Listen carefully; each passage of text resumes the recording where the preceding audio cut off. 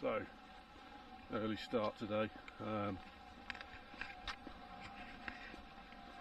Up at about 5 o'clock.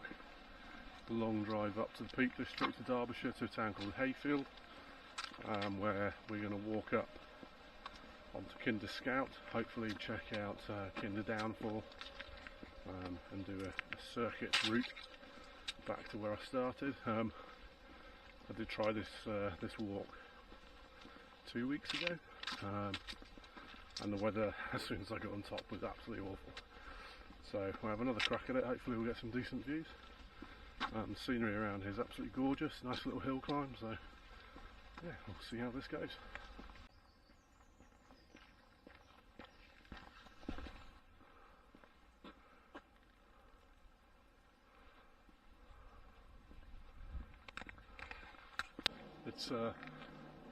It's extremely quiet today.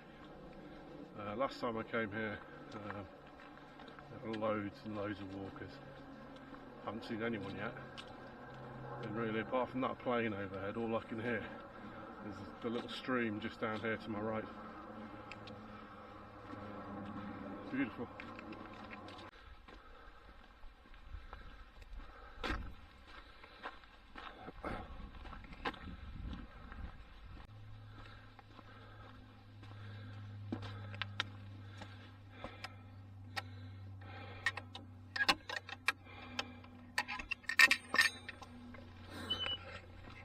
Access land, I can't even open the frigging gate. So here we go, first bit of climbing. It's very, very mild today for beginning of November. The jacket might have to come off fairly soon. Here we are.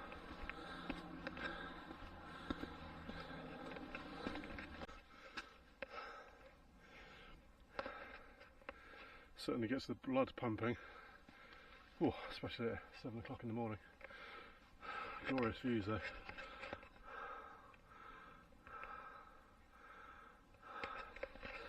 Just using that as an excuse to have a break.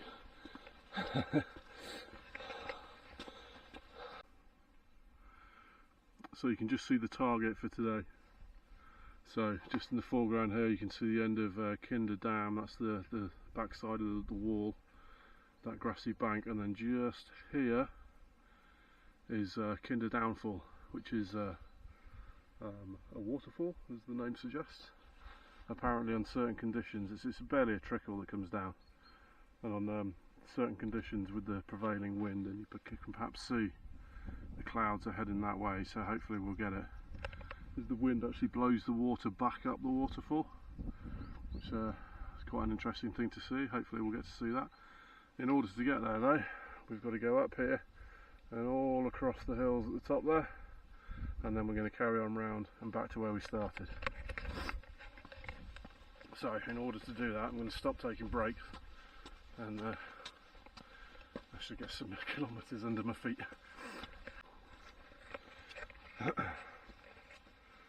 Looks like something out of a World War II film. Whoa. Jacket's off already. Very mild, very warm. Getting a sweat on, rocking the Mud Honey t-shirt.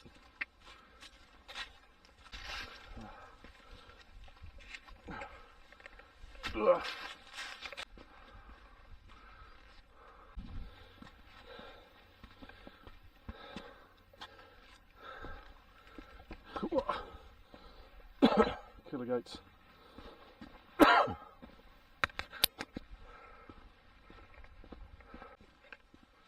So just come around the corner of the reservoir there and you can see up to Kinder Downfall, and even from this distance you can see the clouds of moisture being blown back up.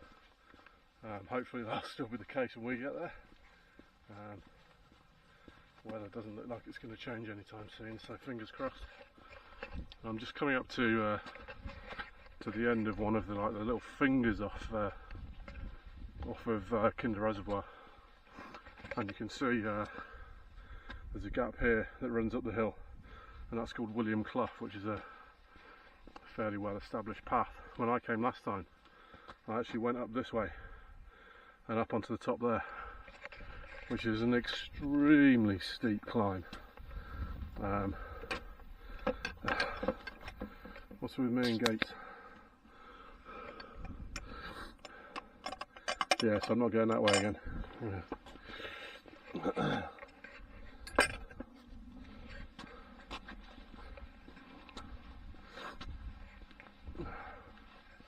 You can see how low the reservoir is. The lines in the rock and the moss and the algae and stuff on the side tell that story. We've had such a dry summer here in the UK. Everyone thinks it rains all the time here, but that's not the case. So here we are. This is the beginning of the path I mentioned before, William Clough. Hopefully you can see it. So William Clough is the one that goes up that way. Last time I came, I went up that way thinking it would be a shortcut. Yeah, extremely incorrect. Awfully steep. Awfully steep.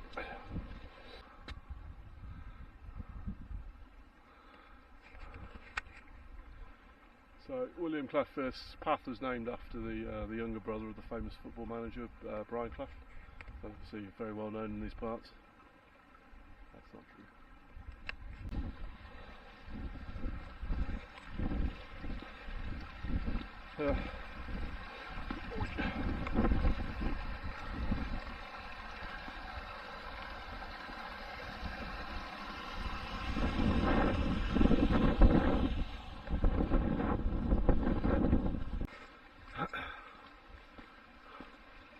So last weekend I did a woodland survival course out in Staffordshire with a company called True Way Survival. Shout out to Andy, who was our mentor, our tutor on that course. Absolutely fantastic experience, and learned an awful lot. But already I'm out of breath. Maybe only 45 minutes to an hour into this walk, going uphill. And I realised that a lot of the things that we learnt in that course suddenly become inapplicable as you start to get up high. So the main thing obviously is something that we spent a lot of time on in that course was fire lighting. Building shelters, keeping yourself warm with a fire. Well, aside from that sorry looking fella there, there's really not an awful lot to burn up here. So if I was stuck, properly stuck, I'm not entirely sure what I would do. Obviously there's plenty of water. Even then you'd still have to try and boil it, ideally. I guess you could find shelter, you could make shelter with the bracken and what have you, but yeah, you'd be in trouble. Once I get to the top, I'll show you some of the things that I do when I come out and do these hikes. I'm not claiming to be any kind of expert, I'm not at all. You can count on the fingers of one hand how many times I've done something like this, but every time I have done it, I've tried to be as prepared as I could. Crossing the stream here.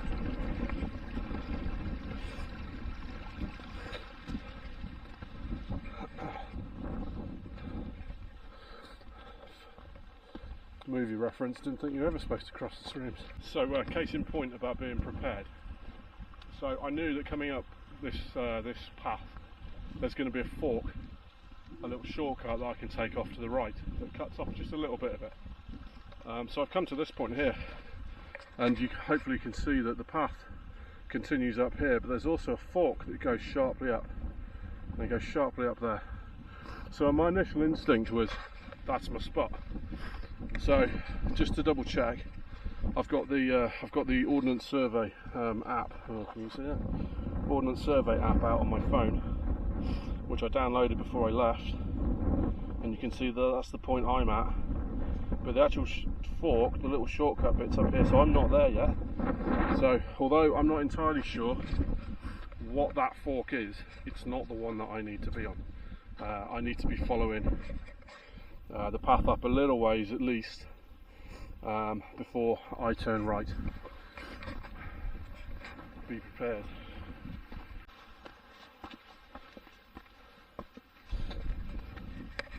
Be prepared, and then don't drop your phone as you're trying to put it in your pocket after you've used it. It's always a good tip.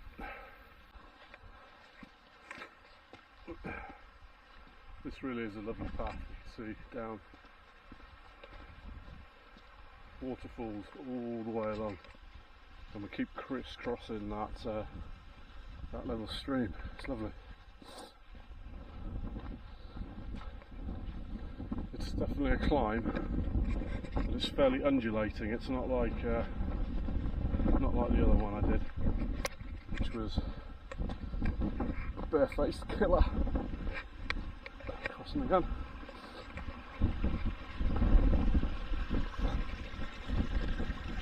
Whoa.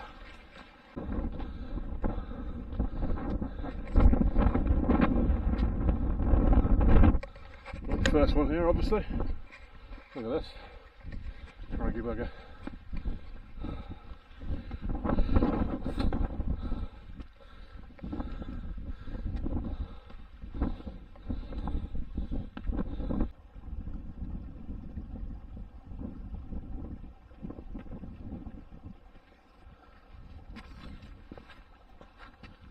Gnarly looking bit up here, look. Basically walking up the stream. So just up ahead here, someone's installed a very handy set of steps.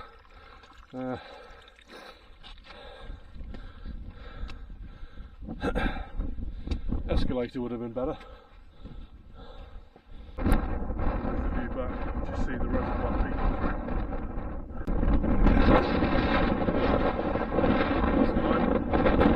So hopefully you can hear this. Up at the top now, you can see there's a nice little cairn that someone's left for us. So that's where we come from.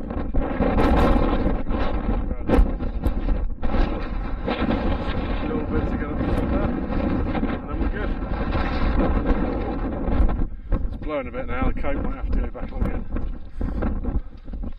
So here's my little shortcut. Very simple scramble up there.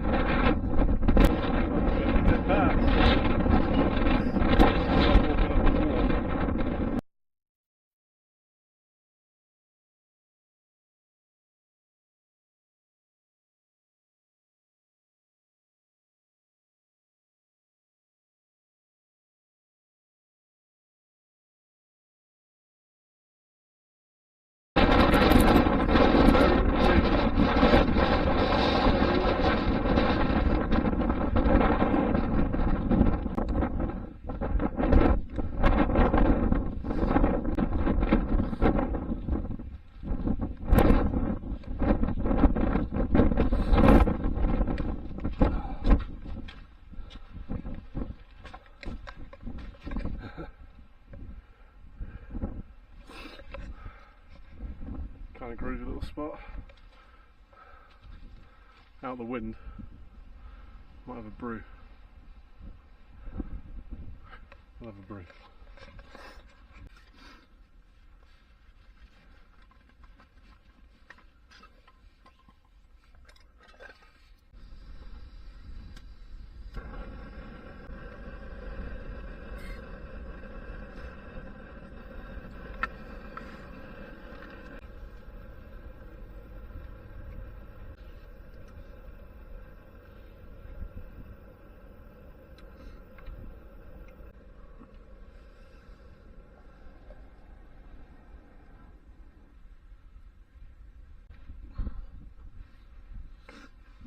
So just taken refuge in this little rocky cubbyhole to make myself a quick cup of coffee, warm myself up again. There you go. Lovely. I was talking earlier about preparation and what I bring, so I'm very new to doing this kind of thing, but obviously the last thing I want to do is get lost, or well, get lost really. So before I come, I plan my route. I've got the route I'm doing actually came out of a guidebook that I bought, which is this one here, Walks in the Peak District, and in that it's got OS references to the route. I've also got the appropriate Ordnance Survey map, and if I can get it out of my pocket, on my phone I also have too many pockets. On my phone I've also got the OS app, and on the app I've transferred the route from the guidebook into the app, which then gives me something that I can follow. So basically I've got 3 points of reference. I've also got a compass on me, which is somewhere in that bag in there. Something else that I found that's been really useful is certain websites that walkers use. They plan their routes and they record them. There's a brilliant one called Walk Highland. So if you ever do anything up in Scotland, you can pick like the hill or the route that you want to do. Chances are someone else has already walked it, and they've documented it and they've put photos up. It's really worthwhile reading through those, because it gives you, particularly the ones with the photographs, it gives you a point of reference, things that you can look out for as you're actually on the terrain. Reading a map is great, but sometimes it can be really difficult. Sometimes you can become utterly convinced that you're on the right path and you're not. So having that additional point of reference is a great resource to have. So just as much as you can before you actually get onto the hill, just makes such a difference. So yeah, just wanted to mention that. I'm going to finish my coffee and then crack on. As not.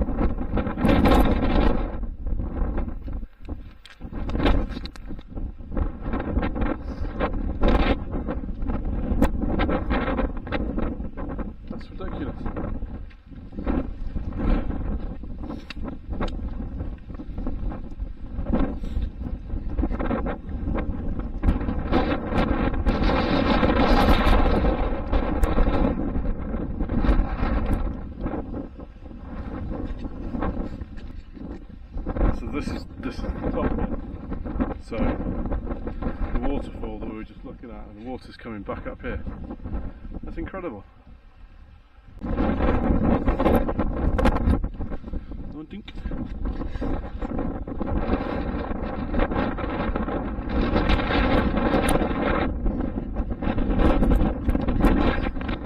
Waterfall, that was crazy.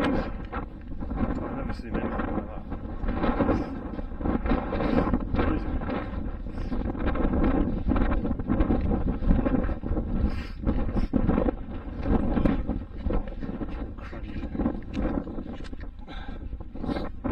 So, tick that one off. That was well worth getting up for.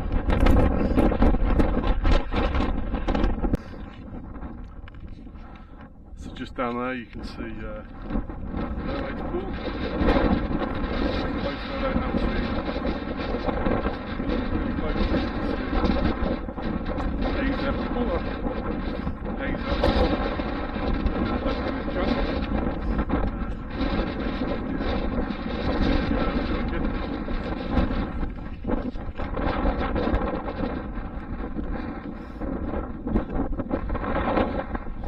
As soon as I start talking, the camera goes straight off.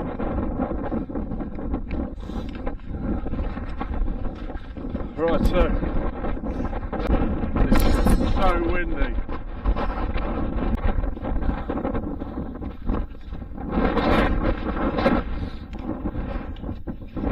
So I keep seeing these big rocks, and I keep seeing shapes in them. There's one I put a picture up that it looks like a dog to me, one that looked like a seal.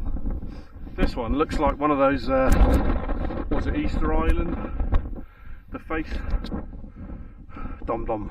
I find stuff like this really interesting because it looks like they've been left there. Like some giant kid's Lego set that he hasn't put away.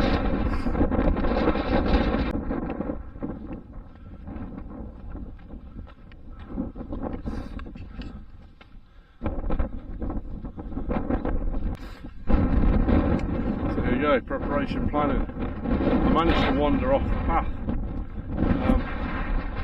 I don't even really know where I did. Just seemed to follow the path that I was on. But my phone started buzzing in my pocket. The OS app said you're off course. So I wandered back on this kid. It's just back up there, start not too fast. But I'm back on the path now. So yeah, crack on.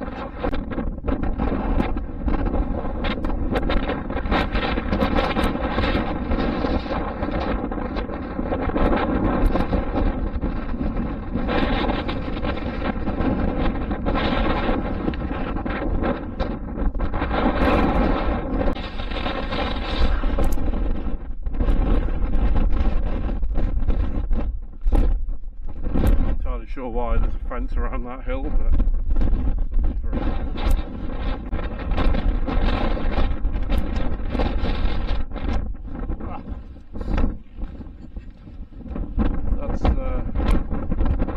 That's pretty steep, so that's level, and we go down there.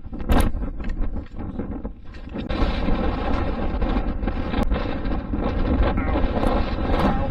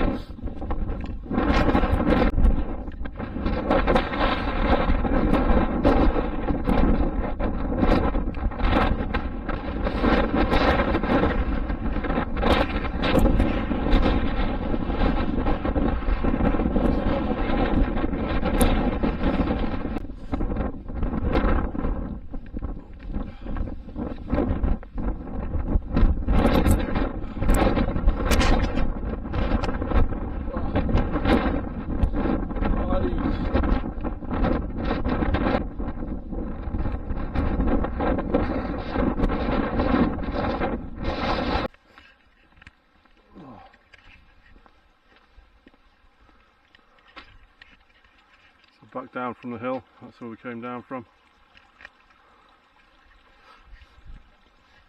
Back on the path to safety. That's a really good walk. It's also coming up on a midday, I think. Maybe not even that. 11:30 or so. So 4 and a bit hours. Really good. And beautiful scenery. Not too challenging. A couple of steep bits. My legs were whinging at the downhill, but other than that, it was all good. But yeah, beautiful. This and Hayfield, this village is gorgeous. Look at this place.